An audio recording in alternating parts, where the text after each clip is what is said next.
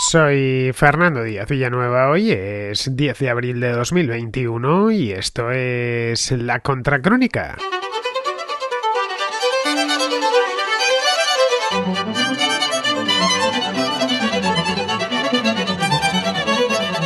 Bienvenidos a La Contraportada.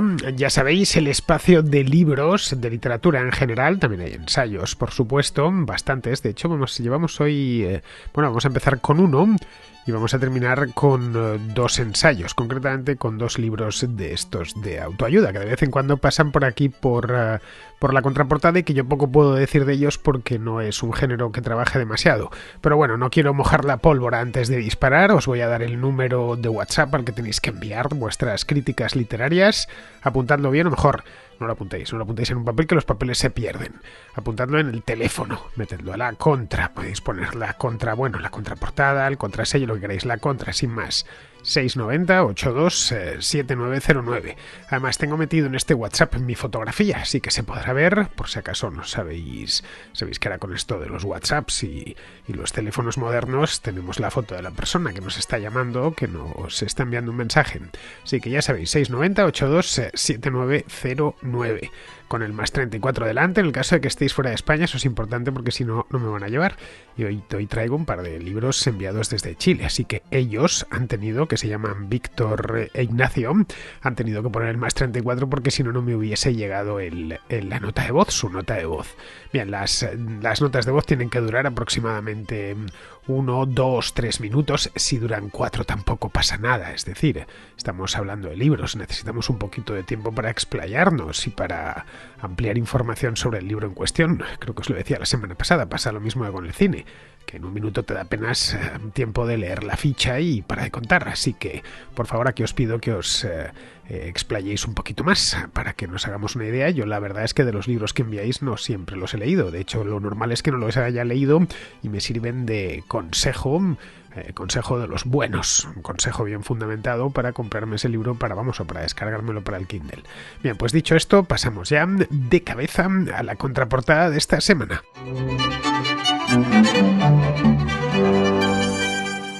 Empezamos con Diego, que nos trae un ensayo histórico sobre el cambio climático, pero no sobre el cambio climático actual, sino sobre los cambios climáticos del pasado. Eso evidentemente pues se puede leer y se debe de hecho leer en clave de actualidad. Es más, este libro que nos trae al final sí que hace algunos comentarios y se refiere al cambio climático de nuestro tiempo. Vamos, la parte mollar del libro principal, prácticamente todo el libro, es sobre los cambios climáticos en los últimos 1000 años. Y hoy te traigo un libro para la contraportada. El libro en cuestión se llama La pequeña edad del hielo, cómo el clima afectó a la historia de Europa. El autor es Brian Fagan y la editorial es Gedisa.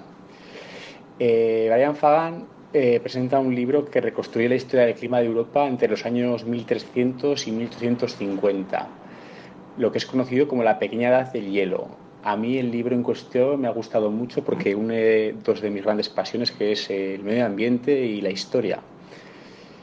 El autor nos cuenta cómo la historia de los cambios climáticos ocurridos durante los últimos 1000 años y la manera que los europeos se adaptaron a las cambiantes condiciones climáticas y las consecuencias trágicas que estos cambios tuvieron, ya que aunque el clima no se puede considerar como el causante de la destrucción de gobiernos, no se puede negar la influencia que han tenido en el desarrollo de las sociedades, tanto del pasado como las del presente. El libro argumenta que la investigación histórica del clima es fundamental para comprender el pasado, ya que, no obstante, los hombres hemos conseguido sobrevivir a 9 glaciaciones en los últimos 700.000 años. Este libro se encuentra estructurado en 4 partes. La primera se dedica al estudio de lo que se ha denominado el periodo cálido medieval, mientras que las 3 restantes se enfocan en la pequeña edad del hielo. El periodo cálido medieval es un periodo que está entre el año 800 y el 1200 después de Cristo y que es la Alta Edad Media. En este apartado habla de cómo los vikingos, los pueblos nórdicos y cómo su expansión por el resto de Europa también es debido en parte a este clima templado y estable y la buena bonanza económica que existió en Europa también es debido a ello. Las otras 3 partes son dedicadas a la explicación de la pequeña edad del hielo.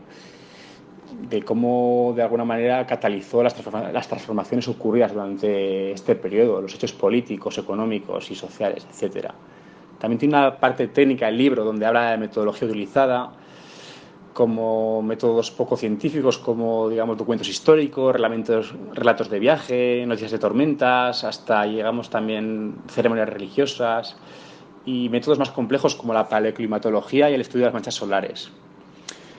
El autor expone que es imprescindible aprender las lecciones climáticas que nos enseña de la pequeña edad del hielo para entender de una forma mejor el calentamiento global de hoy en día y poner en perspectiva un poco a todo el mundo, no solamente a los historiadores y a la sociedad en general, que el clima no es estático ni mucho menos. En fin, oye, Fernando, lo recomiendo para la gente que le interesen estos temas.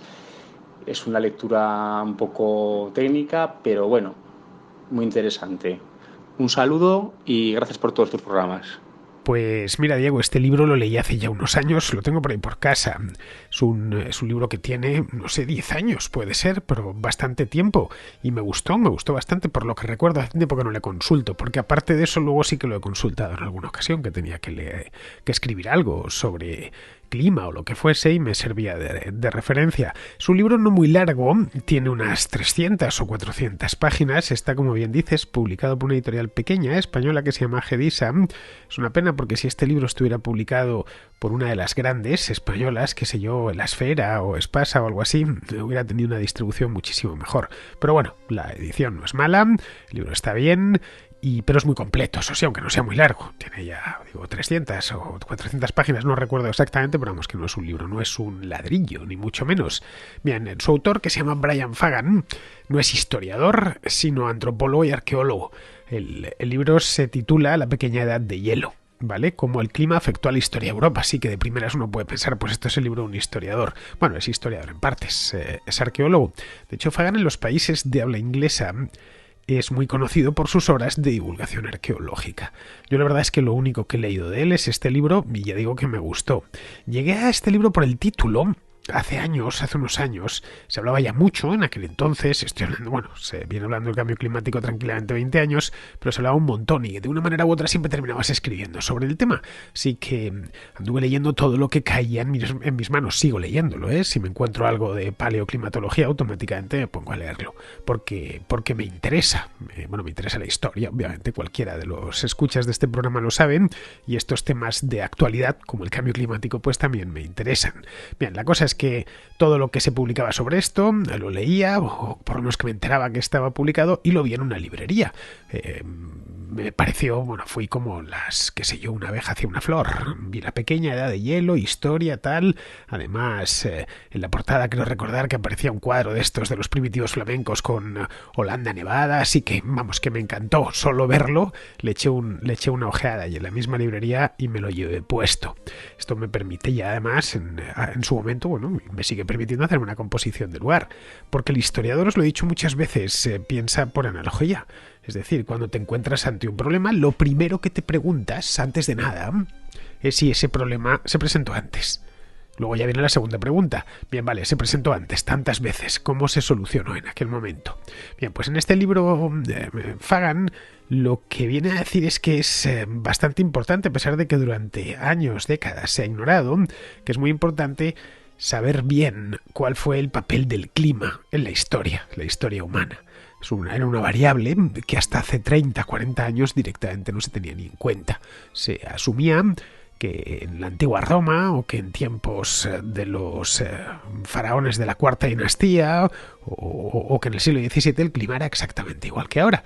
Por lo tanto, a partir de ahí, ya como era una constante histórica el clima, pues no, tampoco es que la historia humana sea muy larga, claro, pues no se tenía en cuenta. Los seres humanos, a fin de cuentas, tenemos una historia, como os digo, brevísima en comparación con lo que es la historia del planeta. Pero si nos vamos un poquitín más allá, es decir, nos metemos en la prehistoria, no solo de nuestra especie, sino de nuestros antepasados más directos, vemos que ya no es tan corta. Ya tenemos 1 millón de años o casi 1 millón de años por detrás. Bien, pues en todo este tiempo han sucedido un montón de glaciaciones, no sé si 8 o 9. Caray, si seguimos aquí es porque nos hemos adaptado a ellas. Si no, yo no os estaría hablando en este momento y vosotros no estaríais escuchando. Simplemente nuestra especie habría desaparecido. Nuestra especie ha utilizado estrategias de todo tipo para sobrevivir a esto, estos arreones climáticos que le ha ido dando el planeta. Bien, pues en este libro Fagan no va tan lejos, es decir, no se va a la prehistoria ni nada de esto. Él se limita a estudiar el último milenio, más o menos del año 1000 aproximadamente a nuestra época. La primera parte, como bien comenta Diego, la dedica al periodo cálido medieval y luego ya el resto todo a la pequeña edad de hielo. El periodo cálido medieval es lo que se correspondería en términos históricos con la Edad Media plena, en torno a los siglos X, XI, XII, y luego ya la pequeña edad de hielo que empieza a presentarse en torno al siglo XIV-XV y durante el siglo XVI y XVII alcanza su pico. Bien, en los últimos 1000 años, una de las cosas que sabemos es que el clima se ha calentado, se ha enfriado y luego se ha vuelto a calentar. Pero como la vida de un ser humano no se mide en milenios, bueno, ni siquiera en siglos, se mide en años, pues claro, no recordamos cuando, qué sé yo, se podía patinar sobre el Támesis, por ejemplo, el Támesis helado, quiero decir, o se podía cultivar vino en Alemania, en toda Alemania, o incluso en las Islas Británicas, o cuando Groenlandia era más verde que ahora. Vamos, que es algo que no podemos recordar porque no lo hemos vivido. Claro, tampoco es que los que vieron todo eso, es decir, los que vieron patinar a la gente por el Támesis dejasen demasiados testimonios. A ellos les parecía el clima normal y no tenía nada de raro. Para nosotros, no sé, es normal que en las montañas nieve, vamos, que tenga nieve en invierno. Aquí en las latitudes medias, pues llega el mes de noviembre, diciembre y empieza a caer nevadas aquí cerca de Madrid en las montañas. Y es algo que damos por hecho.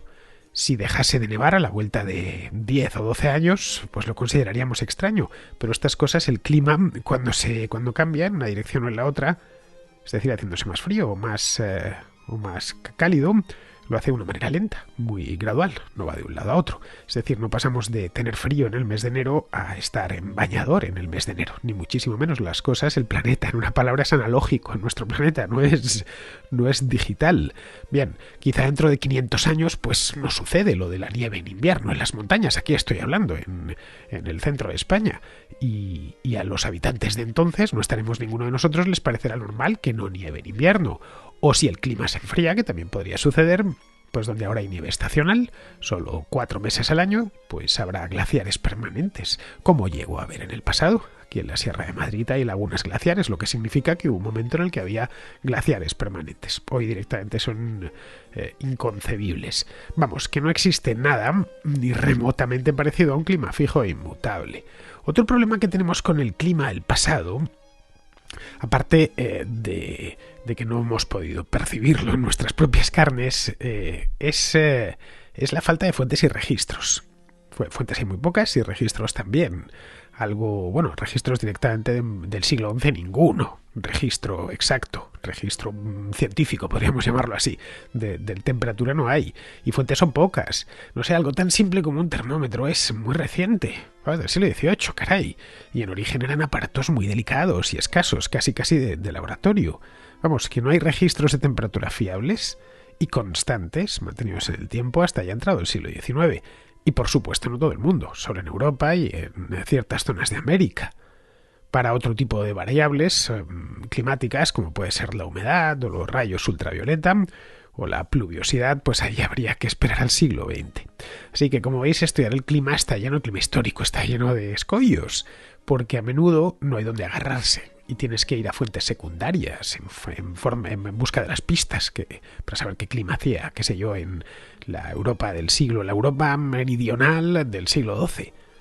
Fuentes del tipo relatos, poemas, diarios, en el caso de que los haya, los encuentres.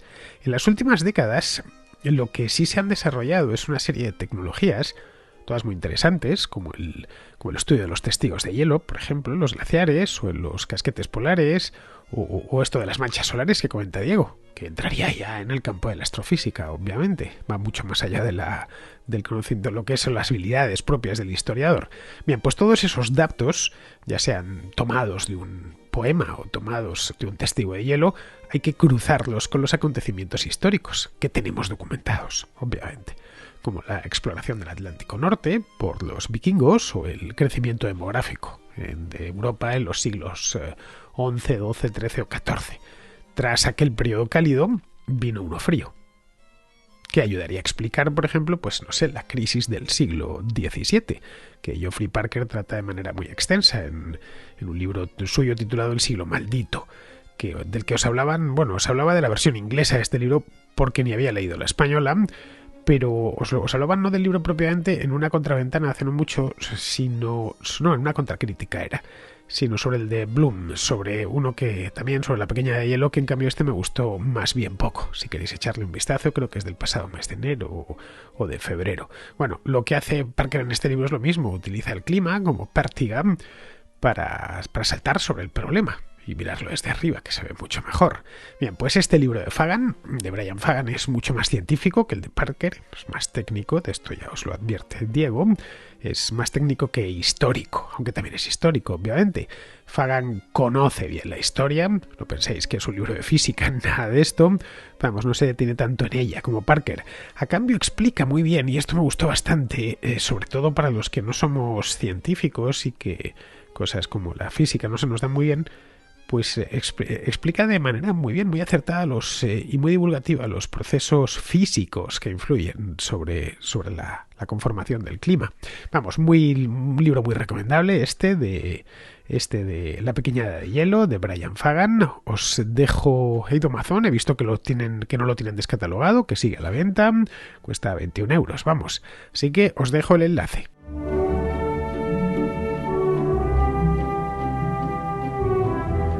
Seguimos con Víctor de Chile, que nos trae una biografía. Antes que todo, déjame felicitarte por tu batería de programas y el gran aporte que realizas como generador de contenido.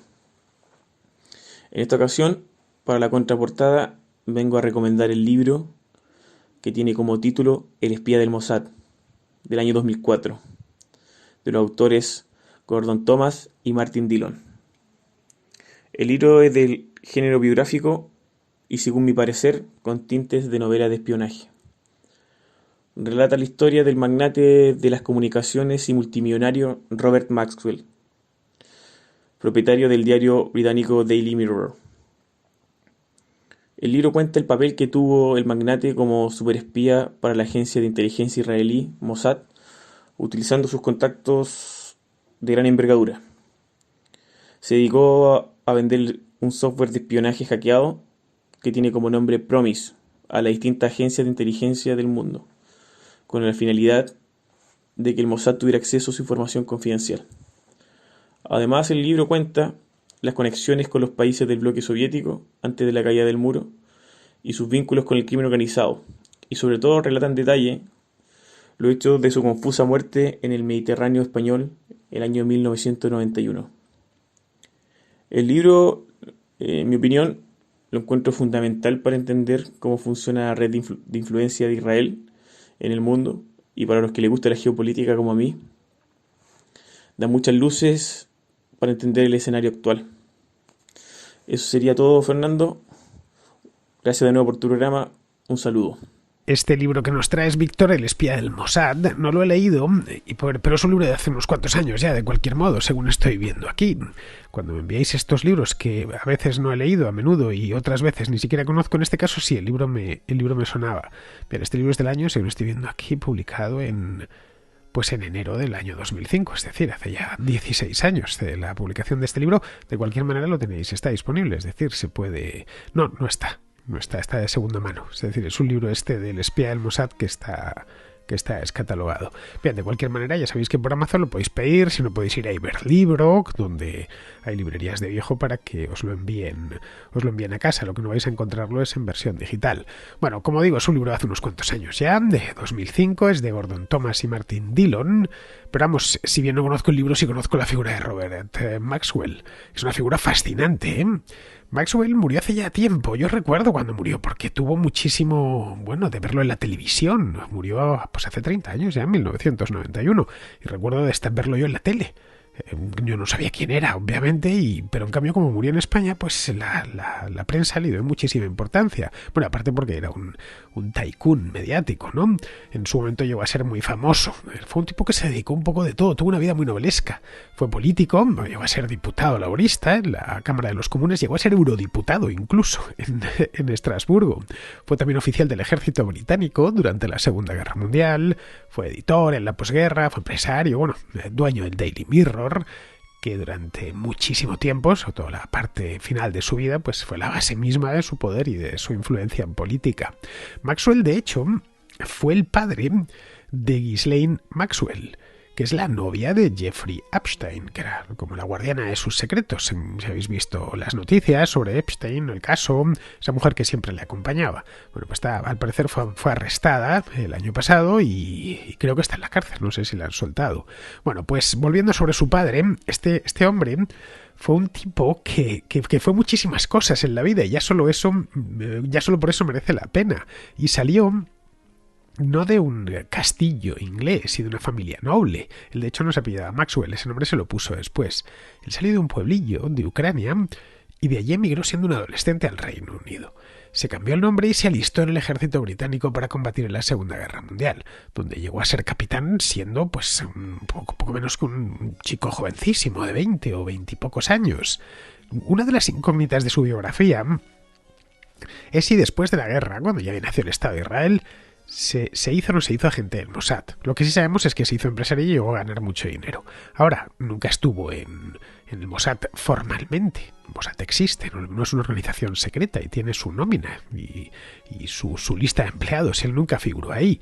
Maxwell era judío, era de este pueblito de Ucrania. De hecho, es probable que si se hubiese quedado allí, no hubiese huido a Occidente, hubiesen pasado los nazis por encima de él unos años más tarde. Él creo que se va para el Reino Unido a finales de los años 30 y los nazis entraron un poco después. Bueno, él era un gran defensor del Estado de Israel, obviamente, pero nunca se mudó a vivir allí. Él no era israelí, él era británico. Así que, de haber trabajado para el Mossad, lo hizo desde fuera, eso está claro, como un colaborador, digamos, y valiéndose de sus influencias en el mundo político y económico. Al parecer, estos son todo teorías, estoy hablando, no se tiene certeza en absoluto. Al parecer participó en muchas operaciones encubiertas Maxwell, y eso, según cuentan, terminó costándole la vida. Porque si la vida de Maxwell, de Robert Maxwell, fue de novela, su muerte también es propia de una novela. El Maxwell murió no en el Mediterráneo, como dices, Víctor, pero claro, estando en Chile, pues te parecerá lo empastas y te parecerá que está cerca. Él murió al lado de las Canarias, murió en el Atlántico, cerca de Tenerife, cuando se encontraba navegando con su yate y murió en unas circunstancias un tanto extrañas. Se cayó por la borda y se ahogó. La policía española se lo encontró desnudo, completamente desnudo, como Dios le trajo al mundo, y todo lo más que pudo determinar el forense es que se había ahogado, nada más. Claro, nadie sabe muy bien lo que pasó. Unos dicen que se suicidó, que directamente, que tenía su empresa, estaba pasándolo mal en ese momento, tenía muchos problemas legales y sus empresas estaban todas quebradas y que se quitó de en medio. Otros que fue un accidente, sin más, un desgraciado accidente. Al parecer el hombre tenía la costumbre de andar desnudo por el yate, desnudo, completamente, y le gustaba orinar por la borda. Bueno, pues se puso a orinar por la borda, se escurrió y se fue al agua. Y luego hay una tercera hipótesis que dice que le tiraron por la borda, que había alguien se coló en ese yate, le mató tirándole al agua. En aquel momento no era muy mayor, tenía 68 años, pero claro, en fin, que es relativamente fácil. Cuando le hicieron la autopsia en España, todo lo que vieron era que se había ahogado, efectivamente, pero no tenía ningún golpe, así que desde luego no lo mataron en el barco, o quizá le administraron algo que pasase desapercibido al médico forense. Bien, esta de la muerte de Maxwell es una de de los grandes misterios que seguramente nunca se resuelvan. Esa es la razón por la que se ha hecho algún documental, la BBC creo que tiene uno, sobre su vida y sobre su muerte. Pues bien, el libro este que nos trae Víctor va sobre este hombre, sobre Robert Maxwell, que como veis es un personaje muy sugerente. Bien, seguimos. Vamos ahora con Hugo, que nos trae uno de Garci. Sí, de José Luis Garci. Y no me he equivocado de contra. Esto sigue siendo la contraportada. Pero es que José Luis García, aparte de dirigir películas, también escribe. Y muy bien, por cierto. Quería recomendar un libro. en concreto Insert Coin de José Luis García y de la editorial Reino de Cordelia. Para empezar, quería comentar dos cosas antes de hacer mi crítica del libro. La primera, Reino de Cordelia, no sé si lo sabrás, es una editorial pues bueno, que edita muy bien sus libros, la verdad que tiene mucha calidad. Los libros con ilustraciones que tienen, que son varios, pues la verdad que están muy bien, muy bien.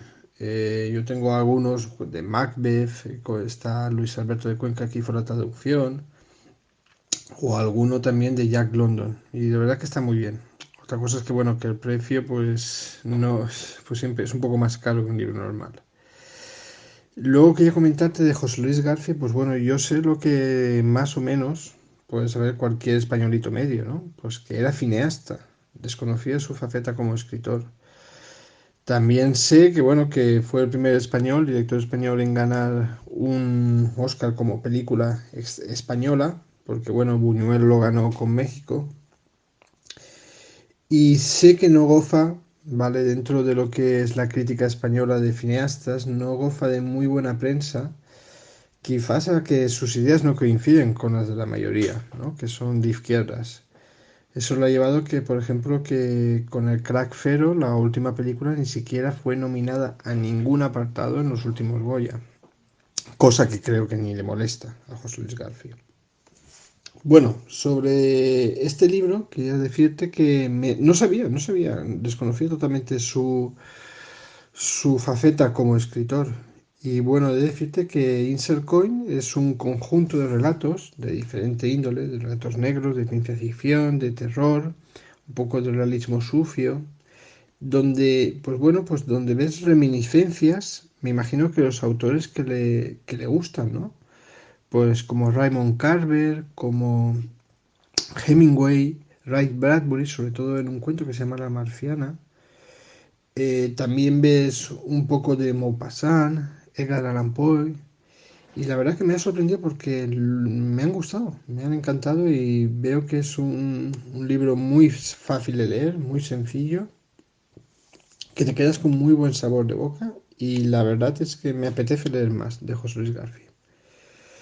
Esta era mi recomendación para hoy. Muchísimas gracias.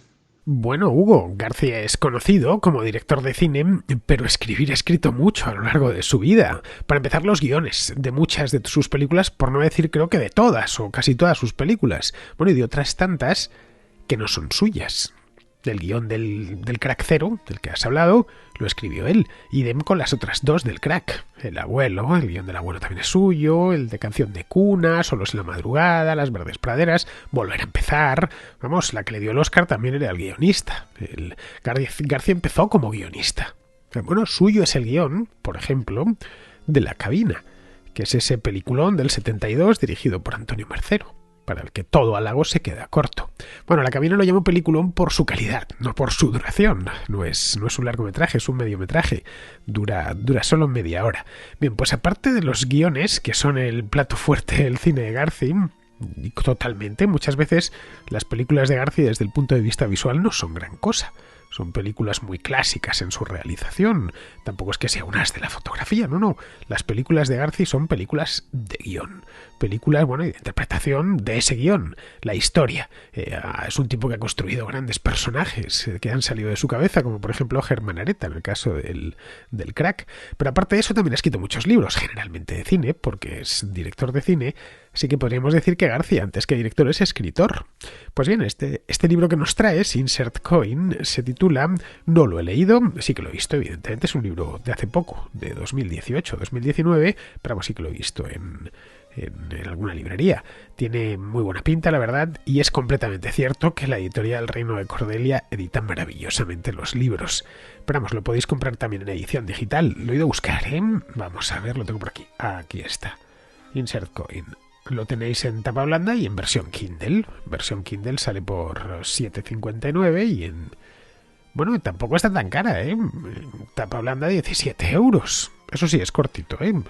Como es una colección de relatos, tiene solo 192 páginas, según veo aquí. Bien, vamos a continuar. Vamos ahora con Ignacio, que también es de Chile, que nos trae una trilogía. Bueno, te quiero dejar una nota de audio respecto a una reseña para tu programa de la contraportada sobre la trilogía Millennium del escritor sueco Stieg Larsson. Bueno, la saga Millennium son 6 libros. Yo leí solamente los primeros 3 porque bueno, están en una promoción en Amazon por $18, que es menos de lo que vale uno de los libros. Uno se puede llevar los tres primeros. Y por otro lado, los primeros 3 son los únicos que están escritos por el escritor original. La segunda parte, los otros 3 ya responden al interés de la editorial de querer seguir explotando la saga, así que se puede dilucidar que no forman parte de la idea original del escritor, o que tal vez sí forman parte, pero no lo escribió él.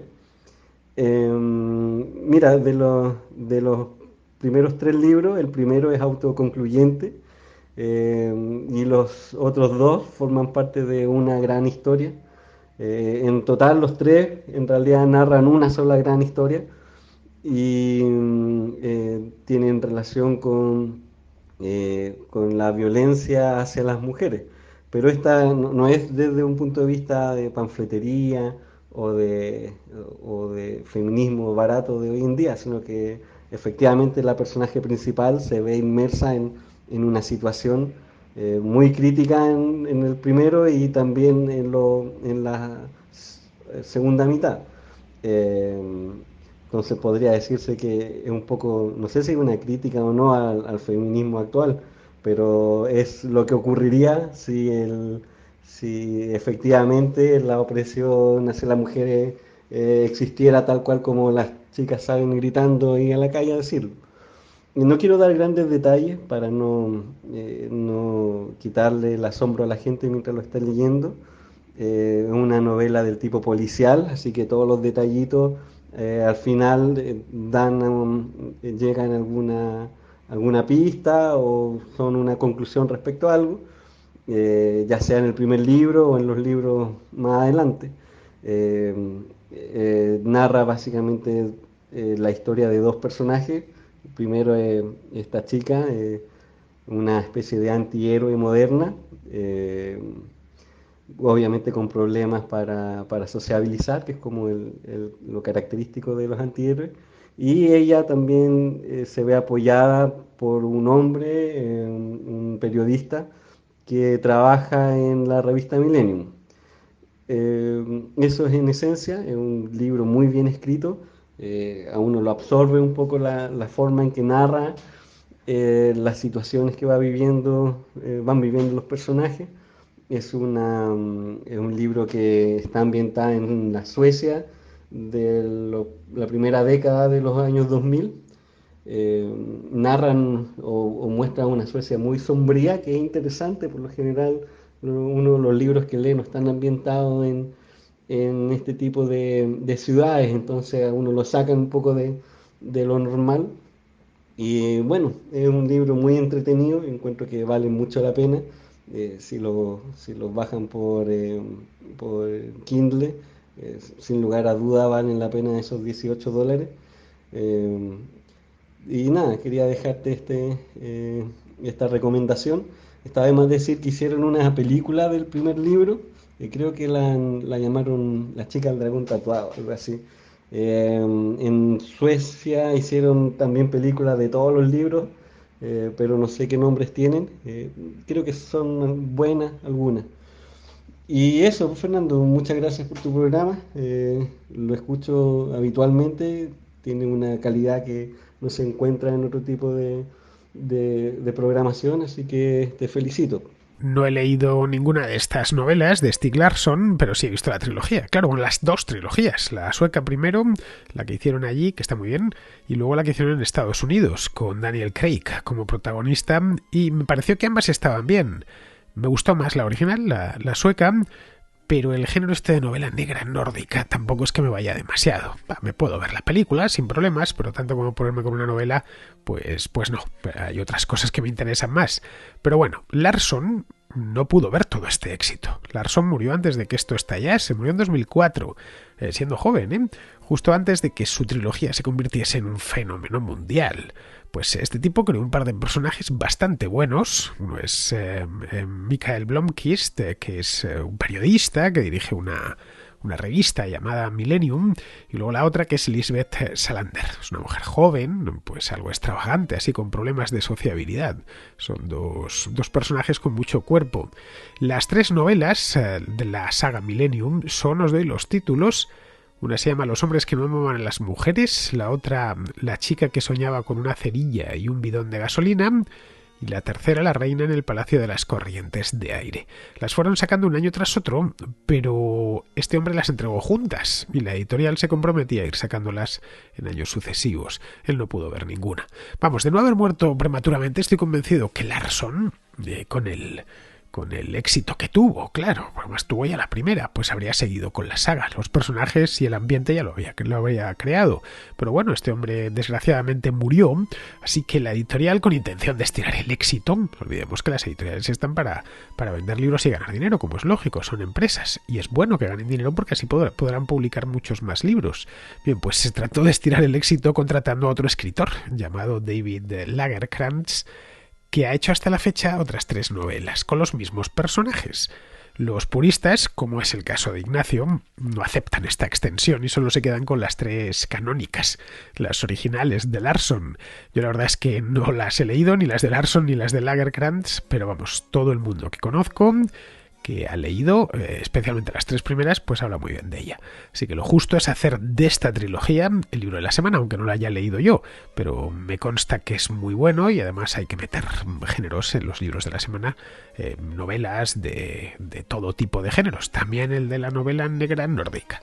Bien, seguimos y terminamos ya con Lidia, que nos habla de un par de libros relacionados con una terapia que desconocía. Hola Fernando y buenos días a todos los escuchas.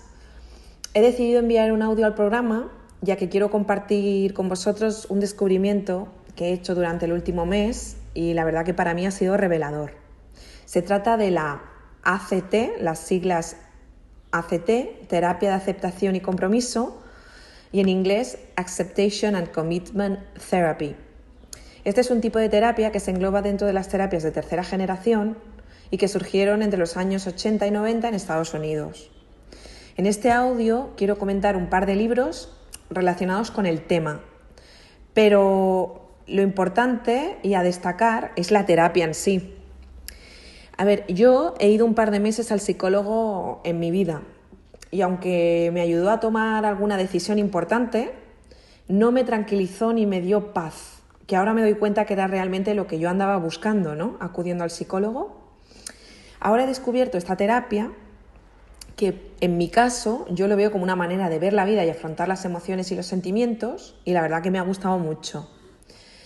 Esta terapia, en vez de intentar combatir los pensamientos automáticos que pueden causarnos malestar y intentar cambiarlos por otros más adaptativos, tiene una misión.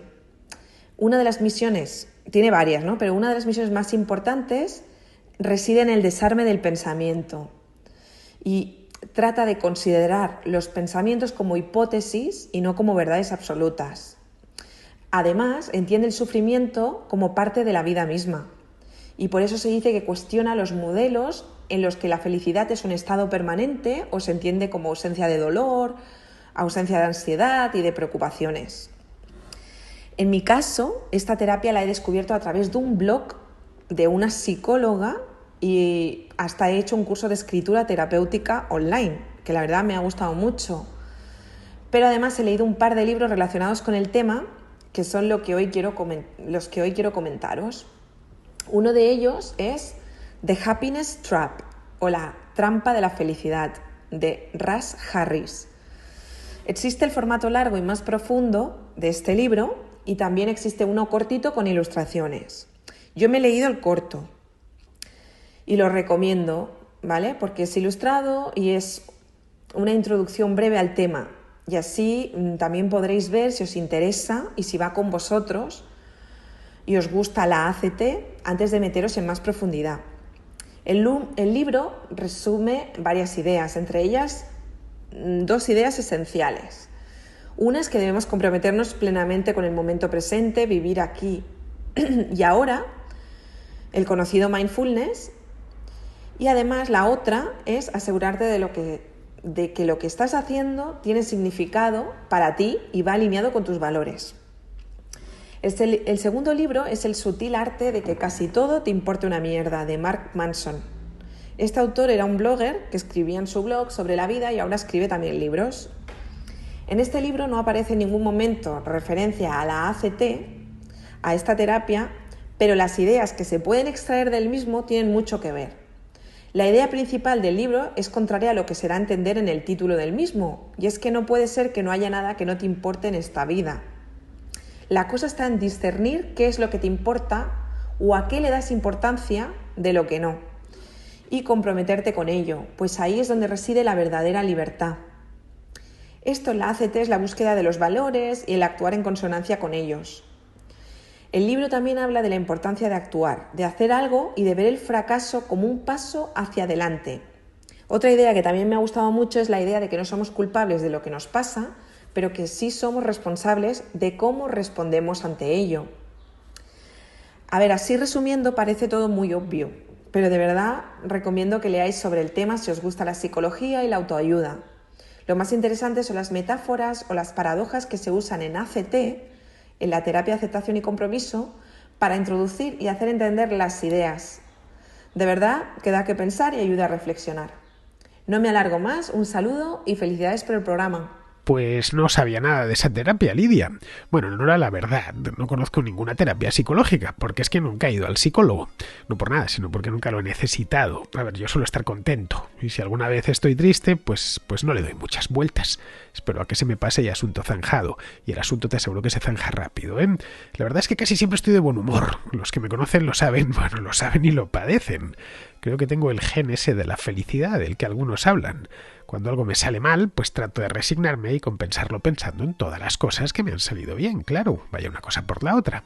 Si ando un poco melancólico, ya sabes, es los días oscuros del invierno, pues nada, aumento la dosis de música. Es decir, que la tengo ya encendida todo el día, desde que me despierto hasta que me acuesto.